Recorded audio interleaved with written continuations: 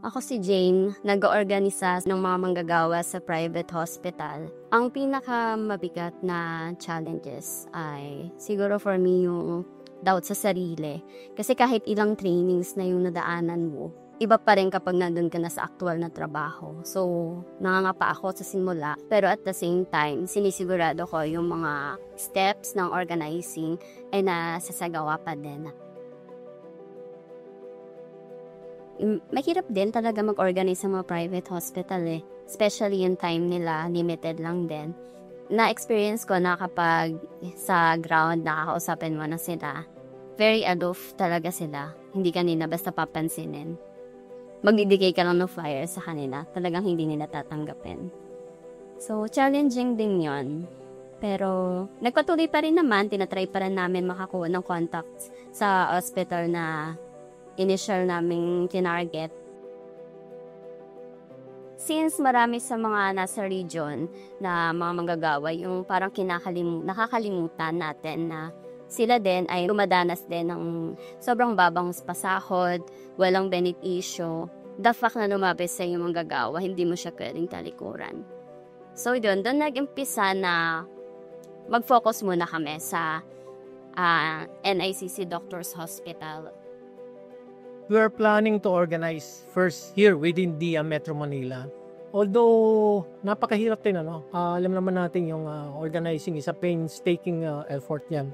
Katulad ng pagpunta sa NICC. NICC ay nasa Bicol region, nasa Naga City, which is 378 kilometers away from Metro Manila. No? So, napakahirap pagbiyahe din by bus or by private car. So, it takes 12 hours. Kailangan talaga maging resourceful, creative ka, kung paano ka makakapag-integrate doon sa mga ino-organize mo. Actually, ang hirap na hindi mo physically madalas makasama yung mga taong ino-organize mo. Hindi mo malalaman ano ba yung totoong pakiramdam nila, ano ba yung buhay nila doon sa ground. Pero dahil sa sipag din, sa kagustuhan nating malaman yung mga pinagdadaanan nila kahit online, maximize natin yon para ma-organize sila. Bukod pa sa napakahirap, nakakapagod talaga yung pag-travel kasi hindi namin kaya na mag-stay doon ng matagal kasi nga kulang yung resources, hindi sapat. Let us define the precarious works. It derives from the word precarity, which is a condition of existence without predictability and security. Fully paid, low wages, there is uncertainty and insecurity in the job. Then unprotected from the social benefits or protection. Lagi nila sinusumbong sa akin dyan, hindi lang sweldo, kundi may mga doktor, may mga supervisor na talagang sinisigawan sila, halos minmura, hindi lang naman yan ayalang pagmumura. Minsan, pag nagkamali, bibigyan ka kagad na memo na ganito. Yung sitwasyon po namin noon na wala pang union, wala po kaming malapitan. So, yung pong mga problema namin na nasa amin lang. Sa amin, sa dialysis, maraming issues actually. Isa na yung pagpapaalam namin sa pag-leave. Meron kaming 10 vacation leave na days. Pero bago ka maka-claim nung 10 vacation leave na yon, kailangan mo muna magpaalam, magle-letter ka muna sa nursing office, tapos i-address mo pa sa executive office, tapos mapa-approve mo muna yun sa supervisor mo. Pag na-approve sa supervisor, nursing office, executive office, and then saka ka lang sa HR ng vacation leave mo. Tapos limited pa yon kasi minsan kahit 3 days lang, pahirapan pa. Kasi nga, kulang kami sa staff. Then pagdating naman sa hospital, usually nagiging struggle ko, may phobia na. Meron na akong phobia kasi meron akong ina-experience ka verbal abuse.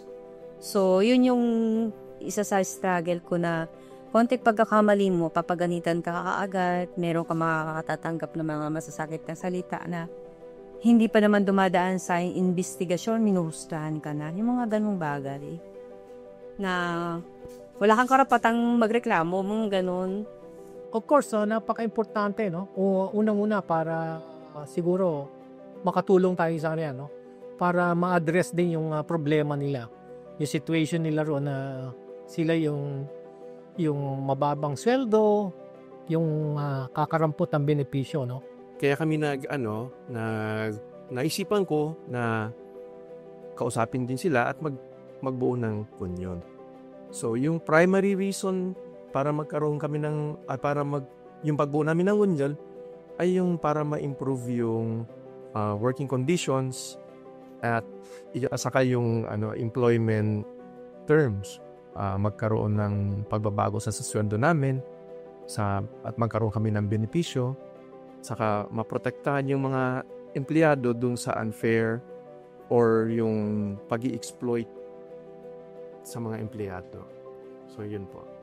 Siyempre, isa yun sa inihiling ko na magkaroon ng isang ligtas na pagawaan ng mga empleyado, na maging ligtas ka sa lahat, sa loob ng pinagtatrabahuhan mo, sa lahat ng sulok ng building na kung nasan ka nagtatrabaho. Siyempre, isa yun sa kampante ka na nagtatrabaho ka, walang mambubuli sa'yo, walang mananakit sa'yo. Kumbaga, pantay-pantay ang tingin. Yun yung isa yun sa nilulook forward ko pa rin. Kaya ginagawa namin sa IFW, mas inaanahan din namin mga kababaihan na matuto sila mag-organize kasi kailangan pantay-pantay ang pagtrato sa kababaihan, sa lalaki. Hindi porki na lalaki ay dominante, kailangan ganun din ang babae.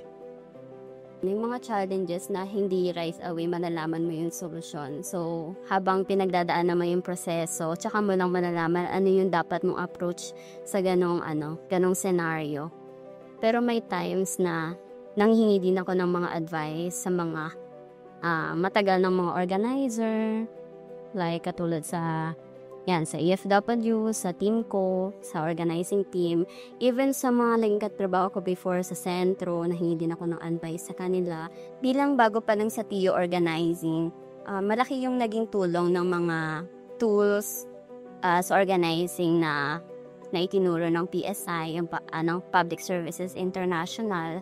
Like for example, pinadala nila ako sa Organizing for Power. Malaking naitulong na natutunan namin na kung paano gawin yung mapping and charting.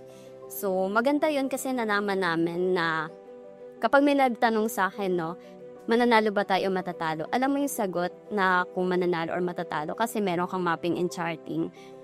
Kaya nalaman ko din na mananalo kami sa NAGA kasi nga, may monitoring. Pangalawa, yung 6 structured organizing conversation. Yun, mahalaga din yun. Nakatulong din yun sa akin para magkaroon ng flow kung paano ko ba kakausap yung taong o-organisahin ko. Pangatlo, bukod sa tools, importante rin merong follow-up and monitoring sa akin yung PSI, like si Anania. Monthly, meron kaming meetings, ganyan, kinakamusta niya ako, kumusta yung progress ng trabaho, or kumusta ako yung progress ko, or kumusta ako personally. Napakahirap bumuo ng union sa private hospitals. Kaya ang panalong ito ng Alliance of Filipino Workers ay ating sineselebrate. Ang role po ng PSI dito ay hindi lamang sa pag-provide ng logistical at technical support, kundi ang tinatawag nating political support. Sumasama po tayo sa mga organizing work na ginagawa nila. Nakikipag-usap din po tayo sa mga manggagawang kanilang ino-organize. Importanteng maramdaman ng mga manggagawang ito na hindi lamang AFW ang kanilang kasama sa pagharap sa struggles at challenges bilang mga manggagawa, kundi may malaking base ng mga manggagawa at union nasa iba't ibang parte ng mundo na nag-i-extend ng kanilang international solidarity para itaguyod at ipaglaban ang karapatan ng mga manggagawa, lalong-lalo na sa panahong kasalukuyan. Kaya importanteng suportahan natin ang pagbuo ng unyon, ang pagpapalakas ng unyon para makita natin, no, ang sama-samang pag-unlad ng mga manggagawa, lalong-lalo na sa private hospital. Napaka-importante na labanan natin yung precarious work. And one way to address that precarious work is to organize those workers that are unorganized, no? Para mabigyan natin ng dignity yung mga manggagawa natin. Hindi katulad ng organized employee na nakakahingi sila ng benepisyo, seguridad sa trabaho sa pamamagitan ng pagulong. Kaya napaka-importante sa FW na tulungan sila na i-organize ang kanilang mga sarili. Pagbahagi ng kanilang resources and pagtulong sa pagsagawa ng mga strategies, hindi magiging posible yung tagumpay sa Naga City kung walang efforts ng bawat isa sa EFW, sa PSI at yung mga kapwa ko organizer.